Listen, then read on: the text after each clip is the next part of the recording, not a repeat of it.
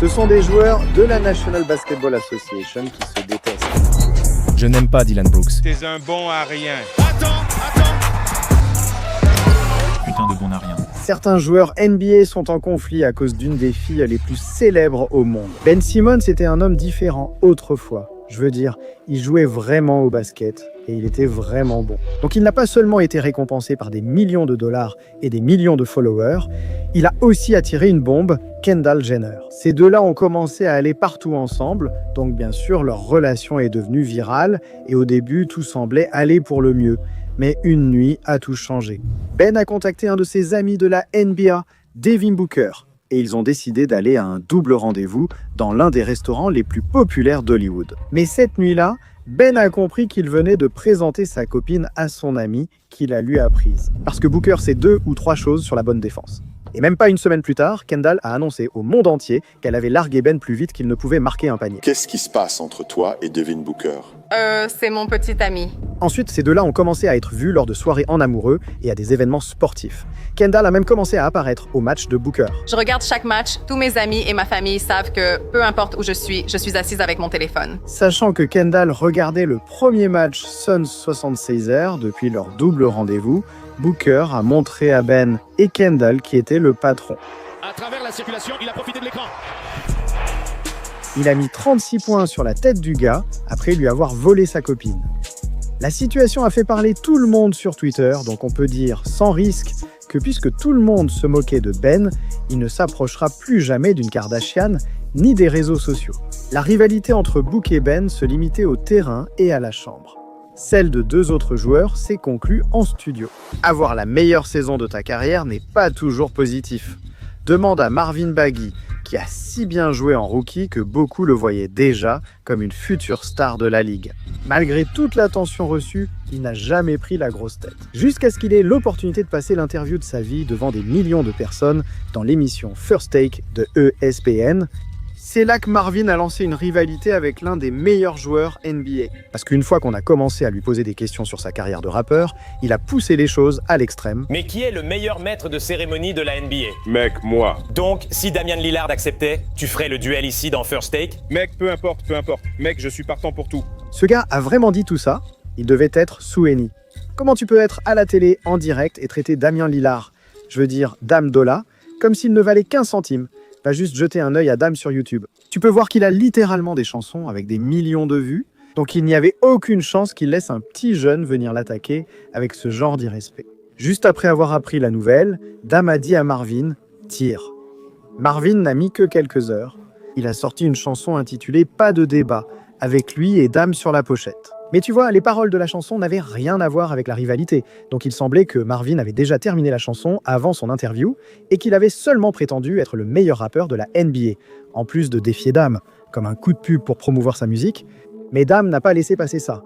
Et en seulement quelques heures, il a fait savoir à Marvin qu'il était peut-être un roi du sac, mais que ses raps étaient nuls. Puis il a sorti un morceau de clash. Ce gars vient de prononcer mon nom. Des paroles d'amateur, mec. Écoute, je suis solide comme je le dis, alors pourquoi m'attaquer? J'ai du respect dans les 2 carrières, je bouge à l'aise. T'es même pas dans la ligue, t'es un clown. Va au cirque, j'ai les 2 pieds dans le game, toi tu sors à peine la tête. À ce moment-là, je croyais Marvin fini. Dame avait ruiné ses 2 carrières d'un coup, même la pochette de l'album se moquait de lui. Tout le monde sur Twitter avait son mot à dire à ce sujet. Miles Bridges, lui-même rappeur en NBA, disait à Dame de se calmer, et Joe Budden affirmait que ce clash était terminé. Mais allez, franchement, personne ne se soucie de ce que ce type dit, surtout pas Marvin. Alors même s'il savait que peu importe ce que les gens disaient, il restait un roi. Il a repris le micro une fois de plus et a lâché du lourd. Je vais transformer ce Dame des Joe en petite monnaie. Je suis ce gars, ou cet homme, ou ce dur, ce que tu veux mec. Je suis ce mec classe. Wow, qu'est-ce que tu veux dire? Comment peux-tu attaquer Dame Dolla et dire ça? Marvin devait vraiment manquer d'attention. Je veux dire, ce gars joue pour le King, donc il n'y a pas beaucoup d'excitation dans le basket. Voilà pourquoi il a poussé la situation à l'extrême. Mais tu vois, peu importe ce qu'il faisait. Parce que Dame est connu pour prendre des tirs sans faire de feinte. C'est pour ça qu'il a enchaîné les tirs et s'est transformé en Drake. J'espère que le roi a compris. C'était un mauvais investissement. Je ne sais jamais, tu t'es trompé dans ton évaluation. Les garçons s'excitent et sortent tragiquement. Je respecte le mouvement, mais tu étais désespéré dans ma voix lors des 2 parties et mal positionné. Si je suis ton entraîneur, je ne te confierai aucune décision. Oh mon dieu, Dame a fait comme Marvin contre le Thunder. Il a salué, tweeté, j'en ai fini, je dois finir mon album, puis a lâché le micro. Mais en parlant de rappeurs de la NBA, 2 joueurs ont commencé à se clasher à propos de NBA Youngboy quand le Magic a choisi Paolo Banchero en première position. Son engouement a atteint un niveau record et tout le monde voulait le voir jouer. Il a donc été immédiatement invité à l'un des plus grands matchs de la Summer League avec d'autres joueurs NBA. Au début, Paolo pensait que ce serait une excellente opportunité, surtout parce qu'il avait la chance de partager le terrain avec un joueur qui non seulement est devenu All-Star en NBA, mais qui a aussi grandi en jouant au basket avec Paolo, DeJounte Murray. Donc, le match aurait dû être une rencontre amicale, mais après quelques échanges de mots, les choses sont devenues personnelles. Pendant leur affrontement, Paolo et DeJounte ont tous les deux pris le dessus. Au début, DeJounte a intercepté et s'est montré arrogant. Puis juste après, Paolo a marqué avec la faute, ce qui a vraiment enflammé l'ambiance. Alors, à l'action suivante, DeJounte est passé à un tout autre niveau. Mec, avec Paolo sur lui, non seulement il l'a feinté, mais il a transformé un écran en concours de dunk. DeJounte a même traité le gars de petit gamin et lui a lancé le ballon comme s'il n'était rien. Après ça, ils ont continué à s'affronter. Avec tout cela, la rivalité n'est évidemment pas restée dans le gymnase. Ce match intense a d'abord fait le tour d'ESPN, puis les choses sont devenues encore plus folles sur le terrain. Paolo a interpellé DeJounte pour l'avoir désabonné et s'est moqué de lui parce qu'il ne le défendait pas en 1 contre 1 et avait besoin d'envoyer des prises à 2. Puis DeJounte a répondu. Il a parlé du fait que Paolo essayait de se vanter de son statut de premier choix devant lui et qu'il soutient Paolo depuis qu'ils sont enfants et qu'ils ont grandi à Seattle. Il a même fait une autre publication irrespectueuse et dans la légende, il a admis que c'était irrespectueux. Paolo a mis fin à la dispute en ligne, disant que DeJounte jouait juste un rôle pour l'histoire. Alors, lorsque les garçons se sont affrontés pour la première fois sur un terrain NBA, les fans attendaient avec impatience de voir qui allait dégainer le premier. Les 2 gars ont laissé leur jeu parler. DeJounte et Paolo ont chacun marqué 20 points. Après le match, Paolo a révélé la vraie raison du trash talk de DeJounte. Lors de ce match amical, Paolo lui a dit que Youngboy est meilleur que Young Thug, et apparemment, il a juste pété un câble. Genre quoi? Le gars s'est vraiment énervé pour ça? Au moins, leur haine mutuelle ne date que de quelques mois. Que dire des joueurs NBA en conflit depuis 10 ans? Avant que ces 2 stars n'intègrent la NBA, Joel Embiid devait prouver qu'il était le meilleur choix. Le ballon vole sur le terrain. Oh mon Dieu, Joel Embiid! Joel Embiid a transformé Marcus Smart en Marcus Dumb et Embiid s'est assuré que Smart n'oublie jamais cette action en faisant de ce moment sa toute première publication sur Instagram. Mais le dunk ne suffisait pas et Embiid l'a même taclé dans la légende en disant « Pas très malin de sauter sur celle-là ». Donc évidemment, se moquer du nom de quelqu'un n'allait pas bien se passer. Et ça a déclenché une rivalité qui les a suivis jusqu'en NBA. Dès qu'ils se sont retrouvés face à face lors d'un match de play-off tendu, Embiid a essayé d'empêcher Smart d'avoir des enfants. Et maintenant, tu comprends pourquoi Embiid est pivot. Ce gars adore toucher les pointes. Mais franchement, c'est une faute, non? Smart ne pouvait même pas se relever. Eh bien, Smart n'allait jamais oublier ça. Mais à ce stade, les choses devenaient personnelles. Et la prochaine fois qu'ils se sont vus, la haine est montée d'un cran. Très bon point. Et oh, Marcus, Smart et Embiid. Embiid lui répond directement. Les Sixers gardent sagement Embiid à l'écart. Après son coup bas à Smart, il s'est fait projeter au sol sans difficulté. Mais ça n'a pas seulement coûté le match à Smart, ça lui a même coûté 50 000 $ et il s'est fait expulser de l'arène. Comme cette bousculade a coûté un chèque à Smart, il a envoyé un message à Embiid pour montrer son sérieux. Mais il était évident que la rivalité persistait, car la soirée d'ouverture a viré à une nouvelle bagarre. Le tir de flip ne rentre pas et une faute est sifflée. Smart et Embiid s'accrochent un peu et Embiid glisse au sol. Brown intervient. Oh mon Dieu, Embiid a failli lui arracher le bras. C'est la NBA, pas l'UFC. On ne peut pas faire tout ça.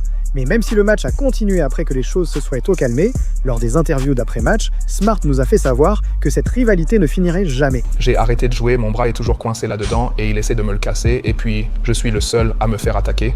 Je pouvais lui ouvrir le crâne mais je ne l'ai pas fait. Dame Smart aurait vraiment explosé la tête du gars juste parce qu'il a essayé de lui casser le bras. Et Embiid doit faire attention parce que certaines embrouilles peuvent finir en blessures graves, scandales qui ruinent une carrière et même des balles en pleine figure. Ces 2 gars ont des problèmes.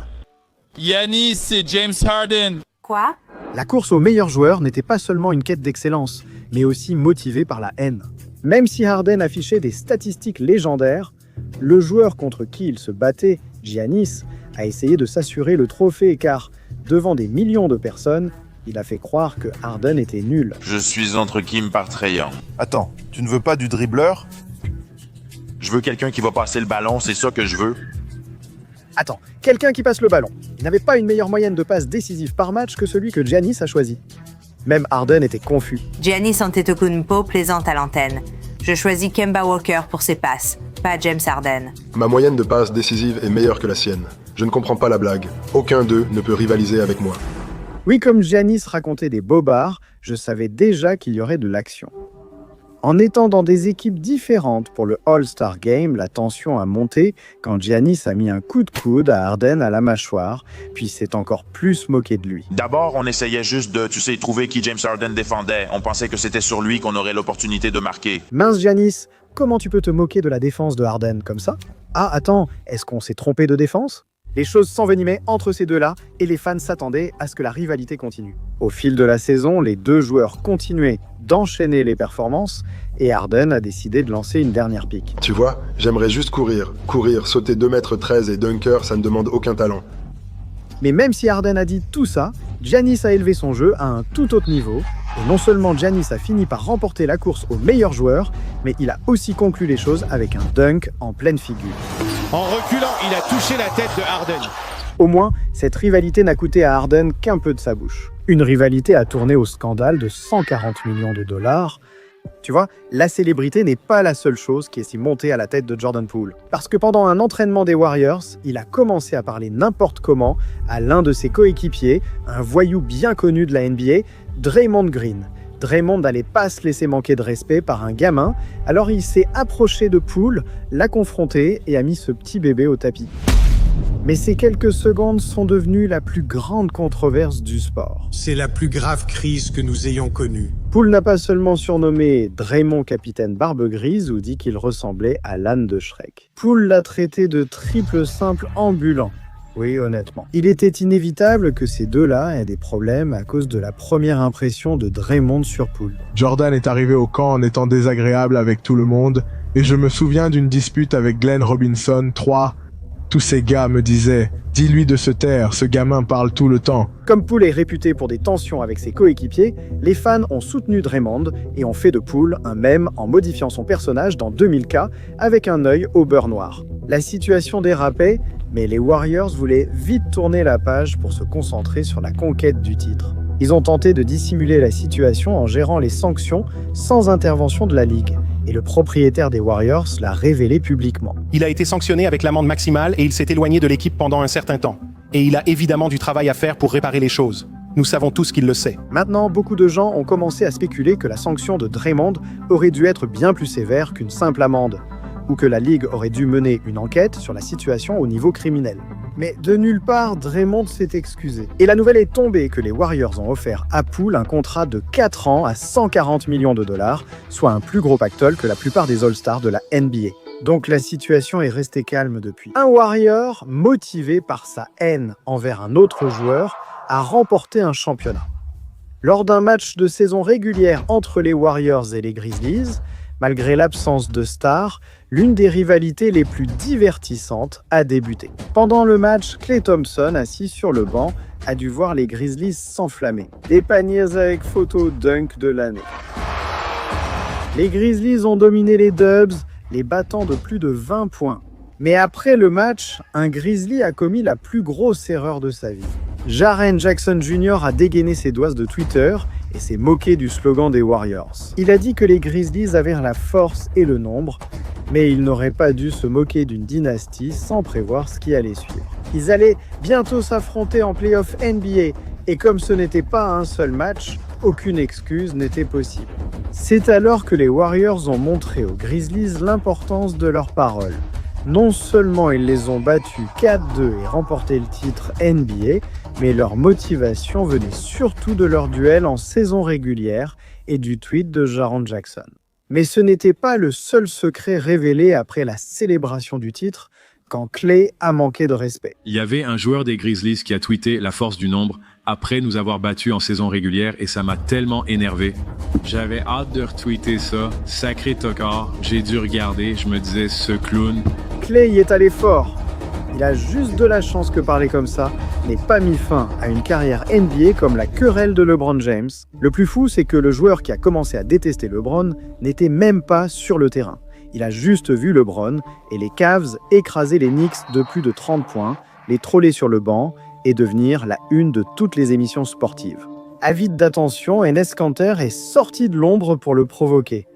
Avec LeBron, c'était bizarre. Je me souviens avoir vu les Cavs battre les Knicks au Madison Square Garden, puis ils ont commencé le jeu du retournement de bouteille. Je me suis dit, c'est irrespectueux, mec, c'est n'importe quoi. Pour être honnête, ça semblait un peu bizarre qu'un gars qui n'était pas chez les Knicks défende les Knicks. Ironiquement, lors de la prochaine Free Agency, Kanter a signé avec leur équipe. Tout le monde se demandait si LeBron avait entendu la critique de Kanter.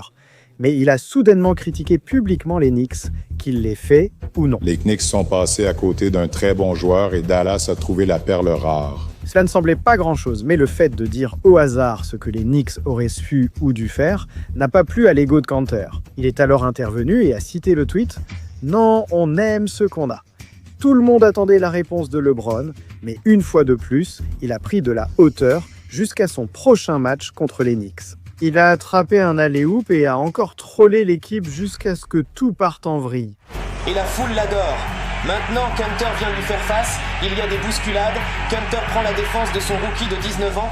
Kanter était furieux que LeBron ne se comporte pas seulement comme un roi, mais qu'il essaie aussi d'intimider le jeune et plus petit Frank Ntilikina. Le joueur que LeBron avait dit au hasard que les Knicks n'auraient pas dû drafter. Donc pendant les interviews d'après-match, Kanter a manqué de respect. Ne viens pas chez moi pour rejouer à ce jeu de la bouteille d'eau. Peu importe qui tu es, roi, reine ou princesse. Tu sais, on va se battre, personne dehors ne nous intimidera. Je respecte Kanter d'avoir voulu paraître dur, mais il ne se serait jamais battu, et LeBron le savait, alors il l'a trollé en retour. Appelle-toi roi, reine ou princesse, tu ne nous intimideras pas. Je suis le roi, ma femme la reine et ma fille la princesse, donc on a les trois couverts. Maintenant, après que LeBron ait expliqué à Kanter le rôle de chacun dans le royaume, personne n'a plus envie que lui de poster sur Instagram, alors LeBron en a rajouté une couche. Il a déclaré au monde être le roi de New York et que le Madison Square Garden est son terrain favori. Il affirme que les Knicks sont ses gamins et on pourrait penser que la provocation s'arrête là. Mais LeBron n'est pas seulement le roi du basket, il l'est aussi de la mesquinerie. Donc la prochaine fois qu'il a affronté Kanter et les Knicks, il a sorti une nouvelle paire de chaussures exclusives I'm King.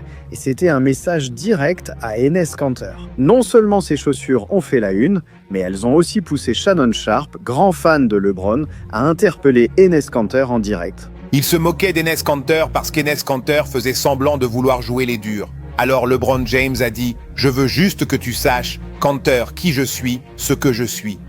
Il portait des chaussures noires avec de grandes lettres blanches bien visibles. De grandes lettres blanches. De grosses vieilles lettres blanches. Il n'avait pas tort. LeBron est un roi, Kanter ne vaut rien. Honnêtement, Kanter semblait juste aimer attirer l'attention. Lors de son interview sur son conflit avec LeBron et les chaussures, il a d'abord tourné la situation en dérision. Je déteste cette chaussure, j'espère qu'il les brûlera. Toutes ces discussions sur les chaussures ont amené Kanter à préparer secrètement quelque chose pour leur prochaine rencontre. Et dès son entrée sur le terrain, ses chaussures ont attiré l'attention de tous. Enes Kanter s'exprime depuis un moment sur les droits de l'homme en Chine.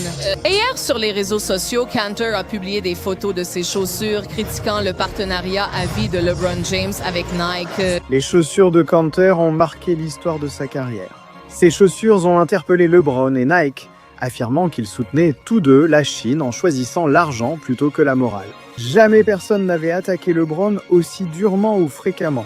Après le match, on l'a donc interrogé à ce sujet. Non, si vous me connaissez, vous savez que je donne rarement mon énergie aux gens. Ce n'est pas quelqu'un à qui je la donnerai. Mais même si LeBron n'allait pas donner d'énergie à Kanter, la NBA, elle, allait le faire.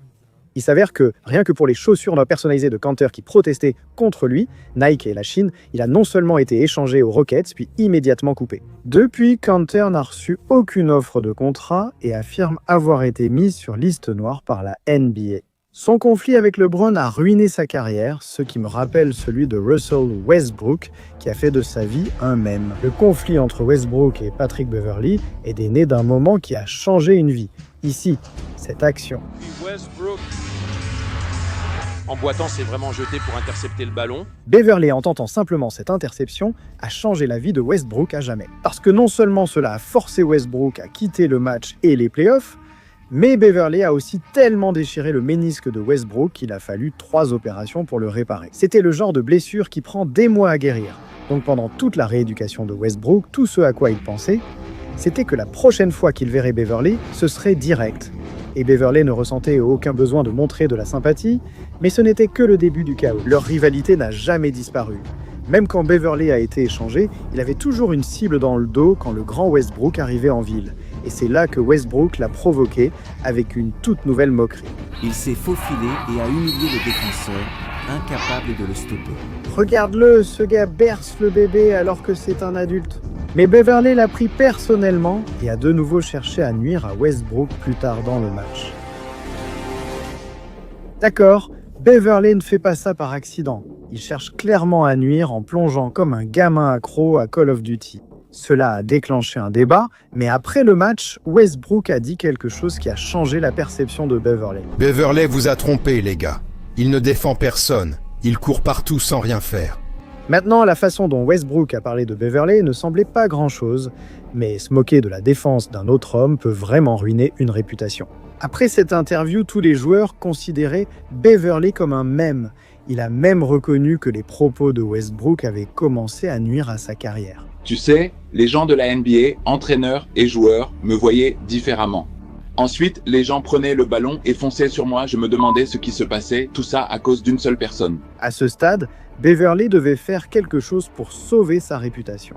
Eh bien, quelle meilleure façon que d'utiliser la chute de Westbrook à son avantage. Après l'échange de Westbrook aux Lakers, personne n'était plus prêt à le surprendre que Beverley. Il a vu Westbrook vivre sa pire saison, et Beverley a utilisé ses propres mots contre lui.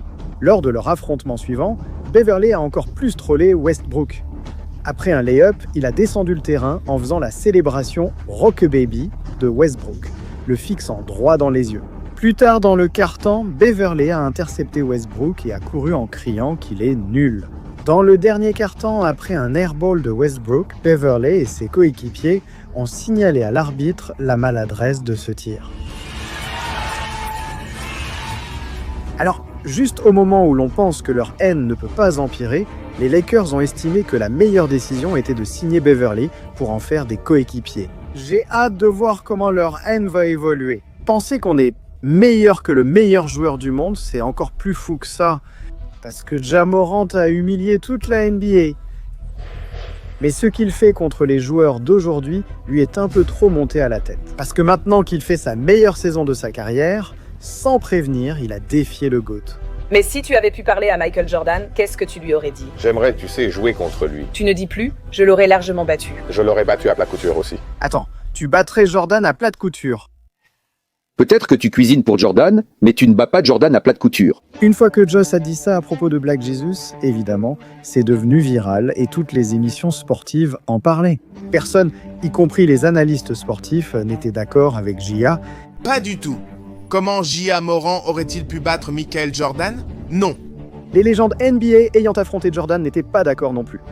Mike, c'est Mike, mec, le meilleur joueur de tous les temps. Mec contre qui j'ai jamais joué. Ouais, tous ces gamins parlent beaucoup. J.A., hey mec, arrête ça. Tu ne veux pas de ces problèmes, frère. Même une autre star NBA actuelle, Zach LaVine, était prêt à miser 250 millions sur un 1 contre 1 entre eux. J.A. au sommet, Michael Jordan au sommet, 250 millions en jeu. Tu mises sur qui? Jordan, mec. C'est le meilleur de tous les temps. Mais la meilleure réponse à J.A. est venue de Jordan lui-même. Je n'ai pas joué contre lui cette fois. Tu ne dis pas que je l'aurais dominé aussi. Mais même si Jordan a littéralement ri du gars, Ja a juste dû dire une chose de plus pour énerver tout le monde. Il a dit « Aujourd'hui, Michael Jordan serait juste une autre superstar ». Honnêtement, je pense que ce conflit ne finira jamais vraiment. En plus, Ja doit passer du temps à critiquer les joueurs de cette génération pour pouvoir vraiment se créer un héritage. Ce gars n'a que le trophée de rookie de l'année. Il lui faut des titres de meilleur joueur et des championnats avant que Jordan pense à quitter le terrain et risquer son héritage. Je n'aurais jamais imaginé que des légendes de la NBA se disputeraient sur des super-héros avant de découvrir la rivalité entre Dwight Howard et Shaq pour le titre de Superman. Shaq est devenu fan de Superman dès son arrivée au Magic. Tout ça parce que leur équipe était nulle. Il les a presque sauvés en dominant et en les aidant à gagner. Il a été surnommé Superman, un nom qui a ensuite dominé sa vie. Cela se remarquait. Quand Shaquille O'Neal est arrivé chez les Lakers, Shaquille O'Neal s'est fait tatouer le logo de Superman.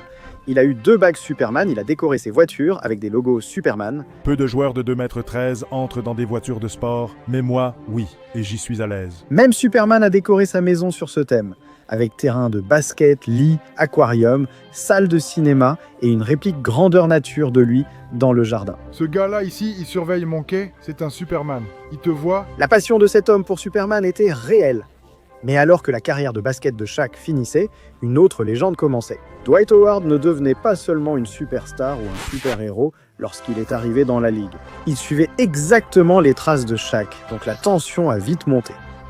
Dwight a commencé au Magic comme Shaq était un pivot dominant comme lui et partageait même son obsession pour Superman. De son vélo personnalisé sur le thème de Superman à ses statues de Superman et un tableau de lui en Superman noir, ce gars s'entraîne même habillé en Superman. On aurait dit que Dwight était en mission pour vraiment devenir Superman à ce moment-là. Et les choses sont devenues plus folles que jamais lors du concours de dunk de 2008, où il a fait quelque chose de tellement super que c'est devenu l'un des moments les plus emblématiques de l'histoire de la NBA. On va juste le mettre, non ?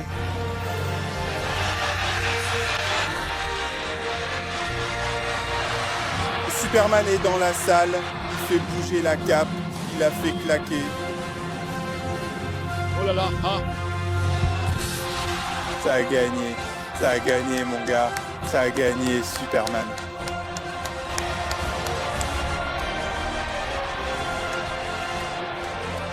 Oh là là, c'est incroyable, tu te moques de moi? Tu vois ça? Après cela, tout le monde a reconnu le vrai Superman et Dwight a admis que c'était son nouveau surnom. J'ai eu le surnom Superman grâce à Soulja Boy parce qu'il avait une chanson qui s'appelait Superman. J'avais l'habitude de soulever des poids de fou. N'est-ce pas? Combien pouvais-tu soulever? 4, quelque chose, 430. Pourquoi dois-tu être aussi lourd qu'un ballon de basket? Tu dépasses à peine de 2 livres. N'est-ce pas? C'est tout. Mes lancers francs c'était comme A. Ton lancer franc était déjà comme ça, non? Mais après que Shaq ait entendu ça, il n'allait pas laisser passer ça, Shaq a tout fait pour que Dwight paraisse vraiment nul. Quand il disait que d'autres pivots NBA nuls jouaient mieux que Dwight, Dwight connaissait pourtant la vraie raison de la haine de Shaq. Il est énervé parce qu'il croit que Superman appartient à Shaquille O'Neal. Il reste fâché pour ça. Je lui conseille toujours de s'asseoir et d'avancer dans sa vie. Oui, Dwight s'est moqué de Shaq en portant des lunettes qu'il faisait ressembler au gars ringard qui devient Superman dans les films. À cause de tout cela, Shaq a sorti un morceau clash. Comme je l'ai dit avant, tu vas te faire dévorer, mais ne m'appelle jamais Dwight Howard. Demande à ce gars LeBron. Qui est donc le vrai Superman? Qui est le meilleur des meilleurs? Je suis né avec le S. Voilà, c'est tout. Réfléchissez. Un adulte improvisé en se prétendant le vrai Superman. Je me suis déjà dit que ça devenait incontrôlable. Shaq a ensuite photoshopé une photo de lui dunkant sur Dwight avec la légende « Un seul Superman, j'ai moi ».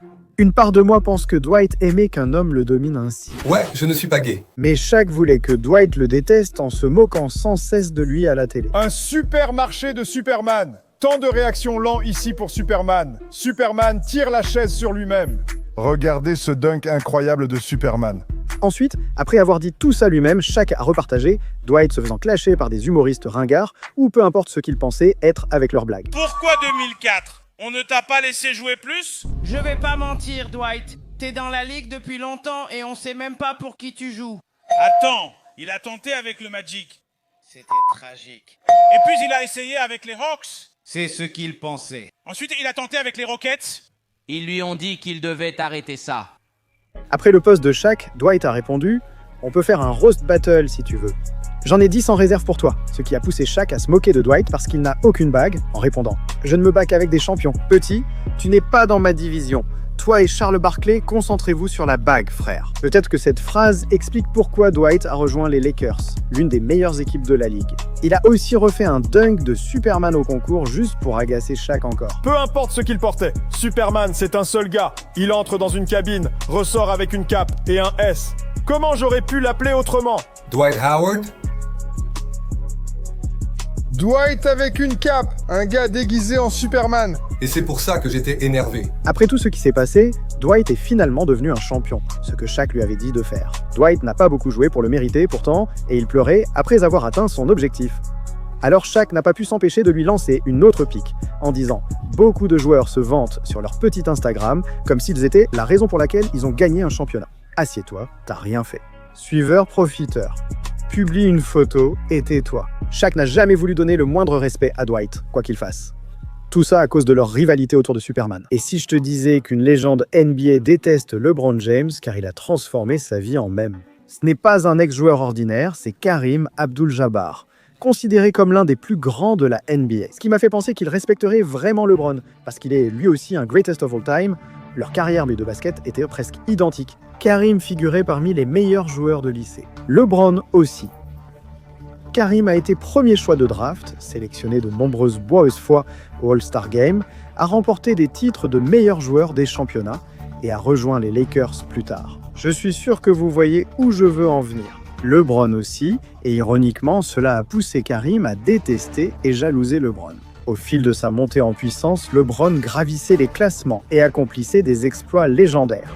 Cela a éclipsé Kareem à tel point qu'il ne parlait plus des débats sur le GOAT, alors que LeBron n'avait pas accompli autant.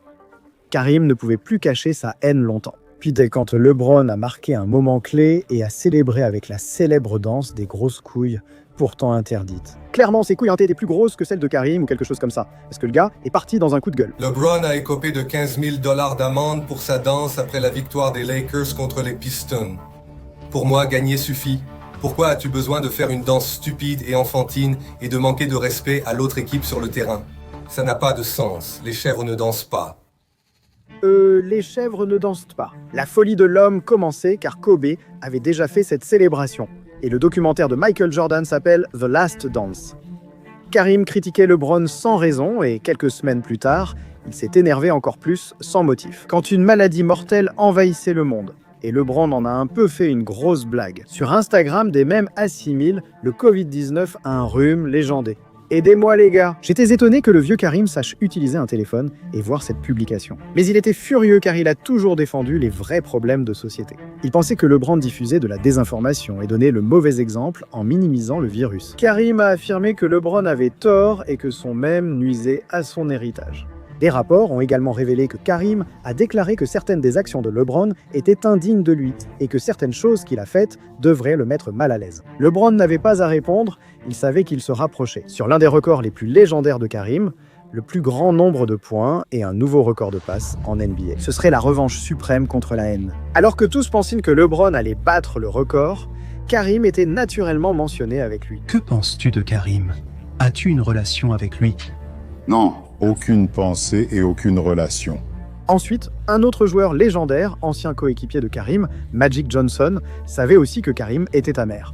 Son record risquait d'être battu. Comment penses-tu qu'il va gérer ça? Je doute qu'il le prenne bien. Je veux dire, soyons honnêtes, et le fait que ce soit un gars qui joue pour les Lakers aussi, je pense que ce sera difficile à accepter. Finalement, Kareem a détenu ce record près de 40 ans. Je crois qu'il pensait le garder toujours. Mais l'histoire n'allait pas s'écrire avant le 7 février 2023. LeBron est arrivé tout en noir, prêt à enterrer ce vieux record comme à des funérailles. Assez drôle pourtant, Kareem a en fait décidé d'assister au match. Dès le début, LeBron a enchaîné les points, se rapprochant du record de Kareem. Les caméras zoomaient sans cesse sur lui et il semblait toujours très amer. Les fans publiaient à propos de toutes les fois où il apparaissait à l'écran. Je te jure, soit cet homme était toujours énervé, soit il pensait qu'il courait sur le terrain quand LeBron battrait le record. LeBron James, un tir sur Haddock, Kareem peu importe.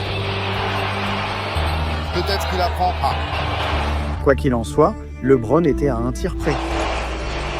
Fin du troisième quart-temps. LeBron James tente un tir historique. LeBron est seul au sommet. Le record de points de la NBA, détenu depuis longtemps, appartient désormais à LeBron James. Le meilleur marqueur de tous les temps. Vous en avez été témoin, LeBron James. Il vient de battre le record légendaire de Kareem. Ouais, il a félicité LeBron après, car il devait le faire pour ne pas passer pour un lâche. La haine ne disparaîtra jamais, surtout depuis que LeBron le surpassera toujours. Mais cette haine est minime comparée à celle d'autres joueurs ici.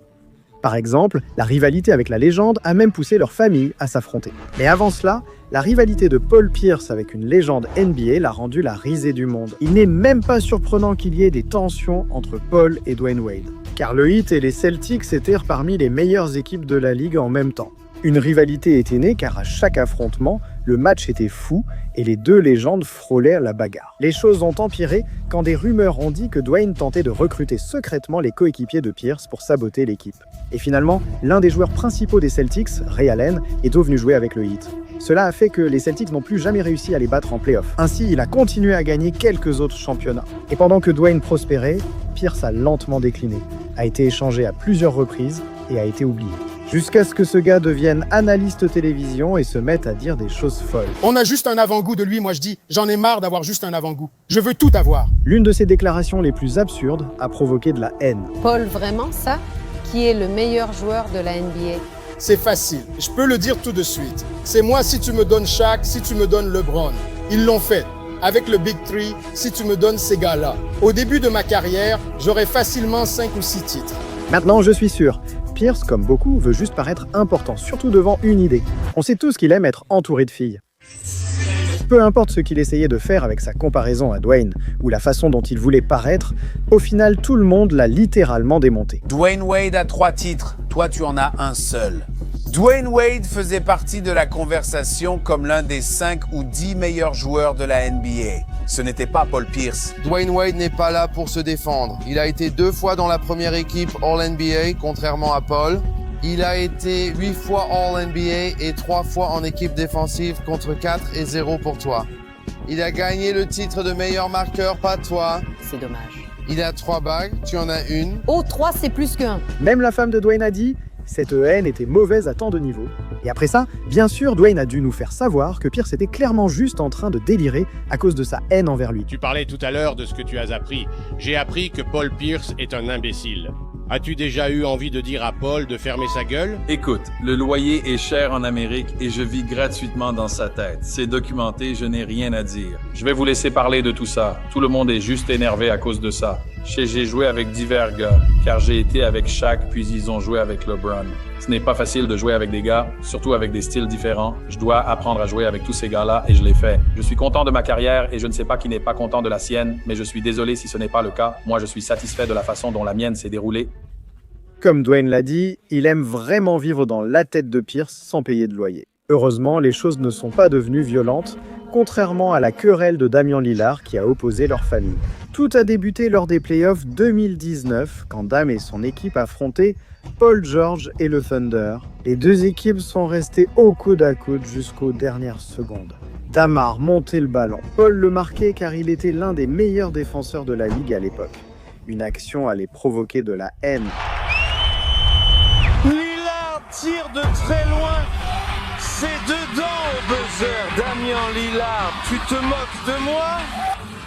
Un tir décisif en plein visage de Paul pour clore la série, et Dame l'a nargué en lui faisant signe au revoir. Ce manque de respect m'aurait également blessé, mais je n'aurais pas cherché d'excuses en interview comme Paul. Je veux dire, c'est un mauvais tir. Peu importe ce que les gens disent, c'est un mauvais tir, mais bon, il l'a mis. Cette histoire ne sera pas racontée.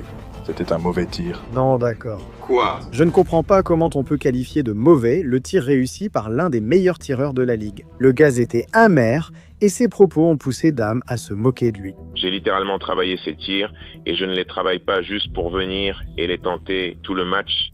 Je veux dire, pour lui de dire que c'est un mauvais tir, franchement, c'est juste faire preuve de mauvais esprit. C'était plutôt une mauvaise défense. Maintenant, peu importe ce que chacun pensait, Paul a été échangé à une autre équipe. Donc si ça ne l'avait pas déjà rendu encore plus amer, ce qui allait arriver ensuite l'a clairement fait. Quand Paul et Dame se sont affrontés à nouveau, Paul jouait cette fois avec sa nouvelle équipe, les Clippers. Le match était encore une fois serré jusqu'à la toute fin, jusqu'à ce que Dame, l'un des meilleurs tireurs de lancer franc de tous les temps, s'avance sur la ligne et ait la possibilité de potentiellement sceller la victoire. Mais c'est là qu'un des gars de Paul, l'un des plus gros trolls de la ligue, Patrick Beverley, a commencé à embêter Dame. Doc n'était-elle pas d'accord avec la décision?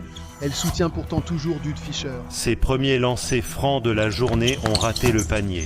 Les deux, Dude a raté les deux, même s'il ne fait jamais ça.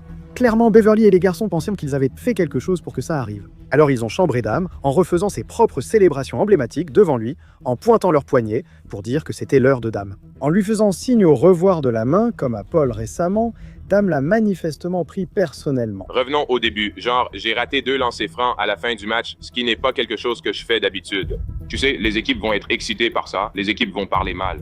Mais pour moi, ça a vraiment pris de l'ampleur quand ils ont commencé à taper sur leurs poignets et à faire des signes de la main bien après coup. Donc quand on m'a posé la question, j'ai dit que des pics étaient lancés dans ma direction. Je vais répondre avec des faits. On me demande à propos de Patrick Beverley, que j'ai déjà renvoyé chez lui. À la fin du match... C'est Léonard, il a pris le tir. Oh mon Dieu, Dieu. J'ai renvoyé Paul George chez lui en playoff l'an dernier. Lillard tire long distance.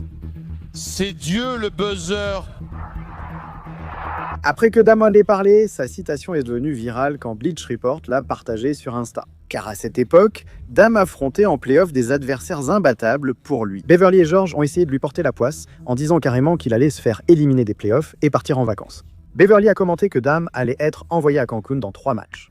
Paul a dit « Cette année, tu rentres, respect ». Dame a à peine regardé Beverley. Parce que le gars est nul, il a juste répondu à Paul en se moquant de lui. Sérieusement. Tu changes d'équipe à chaque défaite, te moques de lui et dis « Continue de changer d'équipe ». Vous fuyez la difficulté, les gars. Vous êtes vraiment naze. Je pensais pas que ça pouvait devenir plus fou. Je suis youtubeur, pas pro du basket, donc que puis-je savoir? La haine persistait. Un fan a tweeté un mauvais tir de Paul depuis la bulle et Dame a demandé si c'était un bon tir. Il a répondu « Ça me paraît bien ». Ensuite, l'équipe de Paul a gâché une avance de 3-1 en play-off, comme les Warriors. Dame a tweeté à ce type qui ressemblait à un sans-abri et qui se moquait de lui plutôt en disant « Eh, pas de bête. Je suppose que je devrais étendre cette invitation pour Cancun, puisque je n'ai pas encore fait mes arrangements à ce stade. » La haine était palpable, surtout quand les familles des joueurs se sont affrontées. Ensuite, on a sur Instagram, la sœur de Dame a directement interpellé Paul et sa femme. Tu ne peux pas parler, t'as mis une stripteaseuse enceinte, puis tu l'as épousée. La meuf, regarde ses lèvres, regarde son visage. Allez mon petit, ne fais pas ça, parce que là je deviens personnel. Attends, elle s'est vraiment moquée d'elle? Franchement, elle exagère, cette fille est canon. Donc je suis plutôt content qu'elle se soit impliquée pour régler la situation une bonne fois pour toutes. Quand elle a dit « quelqu'un vienne chercher cette vache », waouh, elle a vraiment dit ça. La fille ressemblait à Lillard. Le conflit était clos, mais la dispute de Joel Embiid avec une star a causé la mort du joueur. Tout a débuté lors d'un match à triple prolongation contre le Thunder, quand Steven Adams, exclu pour faute, a été invité à quitter le terrain par Joel Embiid. Joel Embiid sait que c'est sa 6e faute. Le Thunder a finalement gagné, et Russell Westbrook a répondu à Embiid en lui faisant signe de rentrer chez lui. Mais le trash talk a continué, les deux échangeant des pics en interview d'après-match. Je devais rentrer. Il parlait à Maître Stivo. Clin d'œil à la foule. Inutile. Tu penses qu'il dépasse parfois un peu les limites? Je ne vais pas commencer à me prendre la tête avec lui. Je ne vais pas lui donner mon énergie. Je veux dire, c'est chez moi ici, donc j'imagine que tout ce qu'il faut, c'est rentrer à la maison. Je suis dans le double tir, genre, c'est un bon 3 points. J'aimerais bien perdre 15 kilos d'un coup. Je lui ai dit de rentrer chez lui, mec. Ici, c'est chez moi, mec. Je ne vais nulle part. C'est ainsi qu'est née la rivalité entre Embiid et Westbrook. Tout le monde attendait leur prochain duel, mais lors de ce match, Embiid a démarré fort. Avant que ce spectacle ne commence, Embiid explose sur Westbrook et le fixe du regard. Oh mon Dieu, Embiid n'a pas seulement postérisé son adversaire, il l'a aussi fixé en courant. Ce geste provocateur a suffi à motiver Westbrook, qui a ensuite dominé et donné l'avantage à son équipe. Adams, sur l'alley-oop, près de Simmons, a fait une interception et Westbrook a marqué un lay-up de l'autre côté. Lewis parle des livres et de l'attaque du panier. C'est un choc, c'est ça. 1-2. Il a fait tourner le chronomètre en dribblant et fixant Embiid, assurant la victoire du Thunder. Philadelphie voit sa modeste série de 2 victoires s'arrêter ici au Chesapeake Energy Arena. Simmons et Embiid n'étaient pas vraiment prêts ce soir. Après cela, Embiid est devenu viral avec une photo sur Instagram pour que tout le monde le voie. Meilleure action de la soirée. Son dunk sur Westbrook, il a même montré où ça s'est passé. En gros, c'est là que Westbrook s'est fait assassiner. La gaine entre eux était réelle et Embiid n'allait pas tourner la page. Lors de leur prochaine rencontre, il a de nouveau tenté d'atteindre Westbrook. Il l'a retourné, on s'est retrouvé face à Embiid et Embiid est tombé sur Westbrook. Quel choc sous le panier. Je ne pense pas qu'il ait juste atterri là. Il y a mis un peu plus d'intention. D'accord, vous êtes là. Pourquoi il était énervé, je n'en ai aucune idée, mais il est toujours dans ses émotions, donc je ne sais pas. Finalement, leur conflit est à sens unique. Sur 16 matchs entre eux, Biaz a gagné 12 fois, Westbrook seulement 4. Peu importe l'équipe, Westbrook n'arrive jamais à battre Embiid, même aux All-Star Games, il se fait dominer. Donc je ne pense pas que la haine entre eux va disparaître de sitôt, et je ne la vois pas disparaître. Pour Lonzo Ball non plus, car sa haine pour son coéquipier a fini en clash. Tu ignores qui est ton père, tu vas être remis à ta place. Dès l'arrivée de Lonzo en NBA chez les Lakers, on l'interrogeait déjà sur son coéquipier Kyle Kuzma. Quel était le rapport de recrutement sur Kuzma à l'université? Pour être honnête, il n'était pas si bon que ça. Je veux dire, je ne me souviens même pas de lui quand on l'a affronté. Ce commentaire anodin a suffi à déclencher une rivalité. Ce qu'ils allaient faire ensemble sur le terrain surpassait largement leurs activités sur les réseaux sociaux. Lonzo et ses coéquipiers se moquèrent de Kuz pour porter la même tenue Nike Tech chaque jour, et certains critiquaient aussi son apparence enfant. Je ne lui en veux pas. Kuzma devait répondre avec des punchlines, car il ne se moquait pas seulement du tir de Lonzo, mais faisait aussi voter ses fans. Parmi ceux qui se moquèrent de lui tous les jours, qui avaient la pire ligne de cheveux en grandissant, Lonzo, Lamelo ou Josh Hart. Même si je les trouvais tous affreux, Kuzma commençait à les ridiculiser. Il a commencé à les clasher directement sur sa story Instagram. Hey Yo Maido, t'as faim mon pote? Ce gars mange juste du fromage nature, c'est tout. Le pauvre, il ne peut même plus jouer à Fortnite. Ah, je suppose que tu dois te trouver un nouveau passe-temps alors, hein, mon pote? Et ce gaz est en train de bosser, il est en train de soulever ses petits potes maigres dans des vannes en ce moment. Il vient de te démolir, t'es fini. Kuzma a alors lancé de fausses rumeurs de transfert sur Lonzo. J'étais sur Hoops Hype plus tôt ce soir, et j'ai vu qu'on allait l'échanger contre un paquet de cacahuètes ou un truc du genre, ce serait un bon échange. Et le plus fou dans tout ça, c'est quand il a lâché une vanne sur Lonzo, se moquant de toute sa vie. Le visage de Lonzo évoque une pizza pepperoni épaisse. Le rival de Lonzo s'appelle Zeo, 2 mais il devrait s'appeler 21 pauvres types. Alonso sent comme, je dirais, je remue un peu ce cul. Si la chanson évoquait le tir en suspension d'Alonso, je dirais merde. Maintenant, des blagues comme celle-là étaient clairement personnelles, donc Lonzo n'en laissait passer aucune. Il est allé dans la cabine faire quelque chose d'impossible pour Kuz, le ridiculisant totalement. Impossible de s'en remettre. Qui es-tu sans O2? Juste un autre gars avec plein de tatouages qui dit que je ne sais pas tirer, mais tous ces mots te touchent. Tu ne sais même pas qui est ton père, ni ce que tu reçois, fiston. On tire tous les deux, sauf que toi tu rates tout. Crois-moi gamin, tu ne veux pas m'affronter. Si tu es la balle, je suis le flingue. Si tu es la casserole, moi je cuisine bon sang. Lonzo s'est surpassé cette fois, car d'habitude ses chansons sont nulles malgré leur qualité. Sur mon cou et mon poignet, il l'attrape quand même. Cela a mis leur conflit à la une des journaux, et beaucoup de gens se sont inquiétés pour l'avenir des Lakers à cause de ça. C'est sérieux parce que ça expose leur tendance enfantine. Et évidemment, quand on est un joueur de basket professionnel, surtout quand on est les Los Angeles Lakers qui n'ont pas eu de succès récemment, bien sûr, tu ne peux pas te permettre ce genre d'accro, même avec LeBron. Quand tu es un vétéran et que tu as vécu ce qu'ils ont vécu et que tu sais ce qu'il faut pour gagner, ça laisse s'entendre qu'il va falloir faire un peu de babysitting. Après tout ce qui a été dit, les Lakers les ont forcés à se calmer. Fatigués de leur haine, ils ont finalement échangé à Lonzo. Leur conflit a brisé l'équipe, mec, c'est fou. Leur situation, c'était un peu d'amour dur. Mais aucune des autres rivalités dont on va parler n'est une blague. Comme celle de Damian Lillard avec une autre star, c'était vraiment grave. Cela l'a poussé à jouer l'un des matchs les plus fous de la NBA. Dame avait une raison cachée de vouloir détruire les Warriors. Tout à cause de Jordan Poole.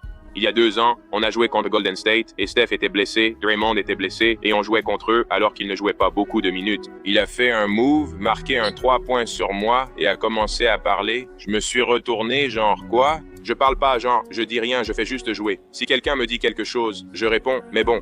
Je crois que j'avais environ 40 points, mais on a perdu à Golden State. Je suis sur la ligne et il parle derrière, alors je me tourne et lui dis, mec. Genre, ferme ta gueule. Tu vois? Tais-toi. Il m'a dit, fais-moi taire. On l'a affronté le jour de Martin Luther King à Portland. Et il était sur le banc et j'ai commencé le match très lentement. Et lui, sur le banc, il dit, oh, il n'est pas dans son match ce soir. Voilà ce qu'il a dit depuis le banc. Alors je me suis tourné et je l'ai regardé. Ensuite, Draymond était assis à côté de lui et de moi et Draymond est vraiment cool. C'est là que tout le monde a compris.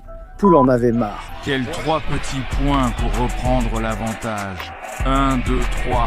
Regarde-le marquer. Regarde-le. Oh, Brooks danse librement. Un but gratuit. Dans ce match, je marque 60 points et on gagne à Portland.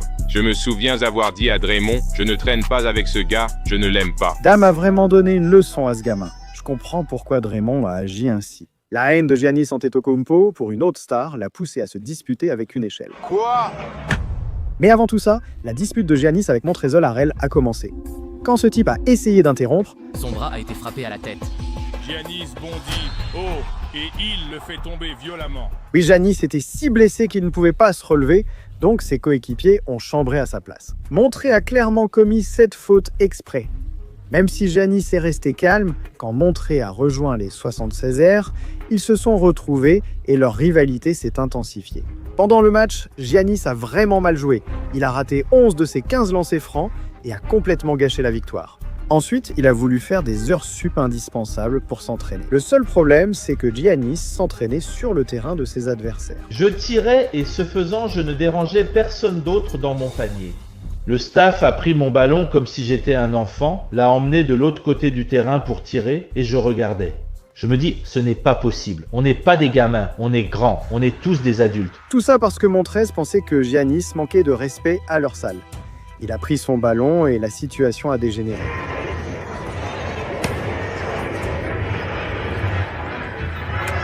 Il a dit, sortez-le, mais attends, tir. Quoi? Je vais pas prendre son ballon, ils en ont 2. Waouh, donne-lui en 1. Pour moi, Montré agit comme un gamin. Il prend le ballon de l'autre côté pour tirer seul. Donc Giannis a dû aller au vestiaire et revenir avec un autre ballon. Mais cette fois, il a vu des membres du staff des Sixers utiliser une échelle pour réparer le panier où il s'entraînait. Sérieusement, vous vous moquez de moi? Giannis allait casser quelque chose.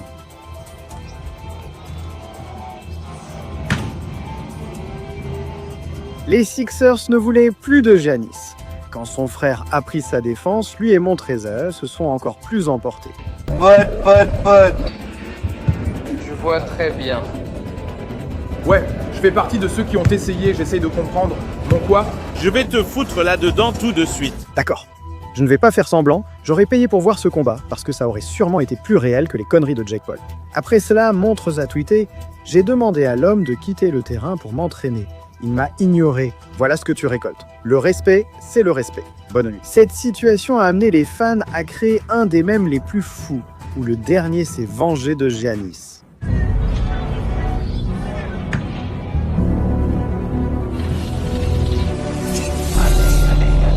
Quoi?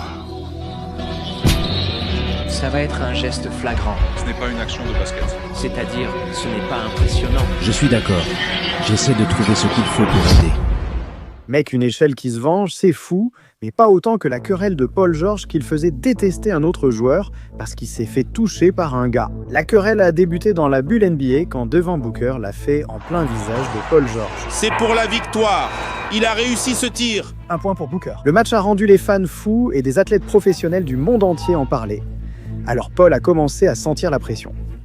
Se faire dominer par une jeune star, il ne s'en est jamais remis. Lors de leur prochaine confrontation, la haine était évidente. Lors d'un autre match serré, Paul a fait une faute dure et provoqué un coéquipier de Book. Book est intervenu, menant à une altercation avec Paul. Ils ont voulu se battre et ont dû être retenus par leur coéquipier. Mais je ne sais pas vraiment pourquoi Paul George est aussi énervé maintenant. Bien que l'altercation ait retardé le match et que les Clippers aient été gagnés en saison régulière, Book a eu le dernier mot en play-off. Il a failli mettre fin à la carrière de Paul avec une action dangereuse, les provocations ont continué et l'équipe de Book a éliminé Paul des séries. Après tout cela, leur rivalité en est restée discrète jusqu'à un tournant inattendu. Lors d'un autre match impliquant un joueur différent, Klay Thompson, proche ami de Paul en NBA, s'est aussi disputé avec Book. C'est ce que j'aime. Deux arrières qui s'affrontent et se provoquent. Regardez Thompson et Booker. Oui, deux arrières d'élite. Ils continuent de s'affronter. Regardez Booker et regardez Klay Thompson. Ils n'arrêtent pas de se provoquer. Qu'est-ce qui, selon toi, l'a poussé à réagir comme ça? Il avait l'air bien plus énervé que toi. Tout le monde y joue un rôle. C'est frustrant. J'ai déjà vécu ça. Tu sais, avec leurs 4 bagues, ils vont s'en servir pour te provoquer. Alors maintenant, cette dispute est devenue virale parce qu'au milieu de tout ça, Klay se vantait de ce que font ses doigts. Il a levé 4 doigts pour montrer ses bagues de champion, alors que Booker n'en avait pas. C'est fou et assez important pour que Paul invite Klay sur son podcast pour plaisanter sur cette dispute. Tu es un trash talker discret, c'est quoi ta punchline préférée déjà sortie à quelqu'un de la ligue? Je sais que tu en as déjà dit une célèbre à Booker. J'étais dans mes sentiments ce jour-là, Booker me mettait la misère, j'étais pas au niveau où je devais être. Ouais, ce genre de truc vieillit mal et ça n'a pas bien vieilli pour moi. J'ai pas besoin de frimer avec 4 bagues, frère. Tout le monde le sait et on est tous parfois pas sûrs de nous. Je dois admettre qu'on a tous nos moments de faiblesse. Je suis pas vraiment fier de celle-là maintenant. Même si Klay regrettait d'avoir chambré Book, Paul semblait seulement envenimer les choses. Comme ça, il pouvait mettre un titre putaclic, faire passer Book pour le méchant et attirer plus de vues. Ça me ressemble un peu, mais bon. Book a commenté l'extrait. C'est la réponse que tu cherchais? Cela a ensuite fait le buzz. Au début, Paul a fait comme s'il n'avait aucune idée de ce dont le gars parlait. Mon avis sur les commentaires de Booker, je veux dire, il n'a rien dit d'autre que ce que tu voulais entendre. Je m'en fiche un peu. C'est la réponse de Klay. J'ai posé la question. Klay a donné sa réponse. C'est la réponse de Klay. Je ne sais pas ce que c'était censé vouloir dire. Réponse nulle. Avec lui qui ment comme ça, clairement, le conflit n'était pas terminé. Un journaliste a aggravé la situation en suggérant de régler ça dans une partie de 2K, ce qui a poussé Paul à révéler ses vrais sentiments. Ronnie 2000K a récemment évoqué ton niveau, disant ne pas être certain que tu sois le meilleur à NBA 2000K actuellement. Il a même dit qu'il ne savait pas si Devin Booker était meilleur que toi. Il n'y a qu'une façon de régler ça. Tu jouerais contre Devin à NBA 2000K? Non. Y a-t-il quelque chose que tu voudrais clarifier à propos de ce moment? Est-ce que vous avez pu en parler tous les deux? Je ne sais pas quand ça a dérapé. Tout a empiré quand on a rejoué à Conversation Spark. Ça revient à une question de respect. Lynn et moi et Devin, on a toujours été en bons termes. C'était comme un petit frère quand il est arrivé dans la ligue. Soudain, l'ambiance a changé. Une limite a été franchie à cause de cette question. Je posais simplement une question à Klay sur ce moment-là. Sa réponse lui appartient, mais je ne cherche jamais à faire du buzz. Quelle que soit la réponse de Klay, c'était sa réponse. Mais encore une fois, il a pris sur lui d'être vu ou entendu à ce moment-là. Maintenant, c'est comme ça, c'est resté. Si c'est lancé, alors c'est resté. Merde, je doute que leur haine cesse un jour. Mais les joueurs ne valent rien face aux deux équipes NBA qui s'affrontent pour le titre. Mais pendant ces playoffs, il est devenu le patron des Lakers. La rivalité entre les Lakers et les Nuggets couvre depuis un moment. Il y a quelques années, dans la bulle, ils se provoquaient et les Lakers prenaient des tirs insensés pour mettre fin à leur parcours en play-off. Alors voilà Davis à 3 points pour la victoire. Oh, c'est dedans. Anthony Davis l'a emporté pour les Lakers. Les Nuggets ont bien joué, mais tous parlèrent des Lakers, qui ont remporté le championnat, reléguant la saison des Nuggets dans l'oubli. Maintenant, ils auraient pu être amers, mais ils ont simplement utilisé ça comme motivation pour devenir meilleurs que jamais. Et ils ont dominé la saison 2023, écrasant tous leurs adversaires sauf les Lakers. Quand ils se sont affrontés, Mike a surpris LeBron en train de le chambrer pendant le match. Peu importe ce qui va m'arriver, j'essaie de trouver ce que je cherche, je trouve. Et après ça, il a finalement pris le dessus et a mené les Lakers à la victoire. Donc tout le monde espérait que les équipes s'en s'affronteraient plus tard dans l'année. Même si les Lakers ont mal joué presque toute la saison, ils ont assuré lors des playoffs. Ils ont écrasé tout le monde sur leur passage, défiant toutes les attentes, et ont réussi d'une manière ou d'une autre à atteindre la finale de la conférence Ouest. C'est là que les souhaits des fans ont été exaucés, car il était temps pour une revanche entre les Lakers et les Nuggets. Mais cette fois, les Nuggets avaient quelque chose à prouver. À l'intérieur pour le dunk, dans le coin pour rejouer vers l'extérieur. Tir à 3 points du coin, c'est dedans. Brown claque le ballon, Murray le lève en tombant en arrière. Il tire et c'est dedans. Et comme vous pouvez le voir, les Nuggets ne plaisantaient pas. Ils parlaient mal tout le temps et étaient presque en train de se battre. Les Nuggets ont remporté leur premier titre de la finale de la conférence Ouest et battu les Lakers au point que LeBron a failli prendre sa retraite. Ça ne me fait pas vraiment plaisir de simplement participer à une finale de conférence. Je l'ai déjà fait plusieurs fois, mais est-ce que ça suffit? On verra ce qui se passera à l'avenir. Je ne sais pas. J'ai beaucoup de choses à réfléchir, pour être honnête, juste pour moi personnellement. En ce qui concerne la suite de ma carrière dans le basket, j'ai beaucoup de choses à réfléchir. Après qu'il ait dit ça, les Nuggets sont passés en finale NBA contre un adversaire complètement différent et ont fini par les battre facilement pour devenir officiellement champions NBA. À ce stade, il n'y avait aucune raison que les Lakers ou LeBron soient à moi mentionnés. Mais l'entraîneur des Nuggets, Mike Malone, était obsédé par lui. En parlant des Lakers, je veux juste que vous sachiez que c'est une nouvelle de dernière minute. Je pense à prendre ma retraite, donc je vous le dis. On gagne le premier match contre les Lakers et pourtant les gros titres disent « Les Lakers trouvent la solution contre les Nuggets alors qu'on mène ». Jamais vu ça en finale de conférence, une équipe mène 1-0, ils évoquent Rui Hachimura face à Nicolas. Les Lakers nous ont battus, tu gagnes la série. L'histoire, c'est toujours les Lakers. On s'en fiche. Évidemment, je taquine LeBron comme si ça allait faire la une des journaux. Les Nuggets ont rendu les choses encore plus folles le lendemain, lors du défilé de la victoire. Parce qu'avec tout le monde en feu et en train de célébrer devant toute leur ville, l'organisation des Nuggets est vraiment partie en vrille. Aucun entraîneur n'a jamais dit à une équipe adverse et à ses supporters de prendre cette défaite en partant. Il est venu au monde en tant que fils d'un entraîneur. Mais pendant ces playoffs, il est devenu le papa des Lakers. D'accord, on l'appelait le papa des Lakers. Ce gars-là était vraiment en train de les dominer au maximum. LeBron a été le premier Laker à réagir, bien qu'il soit à l'autre bout du monde pour un événement de course. Il a posté sur Instagram et a dit « En Europe depuis quelques semaines, je m'occupe de mes affaires. Et j'entends que je suis autant dans ta tête, hein ? Je comprends pourquoi. S'il te plaît, rends-moi cool comme joueur, la machine à dénigrer est au maximum. Profite de ta lumière, mais souviens-toi, je suis le soleil, je brille toujours. » Et après tout ça, Anthony Davis a suivi le mouvement en faisant savoir au monde entier que les Nuggets, leur provocation, ce n'est rien d'autre que de la motivation. C'est très motivant, je veux dire, toutes ces paroles et tous les Lakers. Il y en avait tellement, genre, on a compris, vous avez gagné. Mais tu sais, je pense que, tu sais, Brian et moi, on en a parlé, on a hâte. C'est beaucoup de motivation, tu veux gagner à chaque fois que tu perds, tu sais, c'est une motivation pour se préparer à la saison suivante et essayer de jouer le titre. Donc ça en soi, c'est une motivation, mais aussi toutes les petites discussions qu'il y a eu tout l'été, ouais.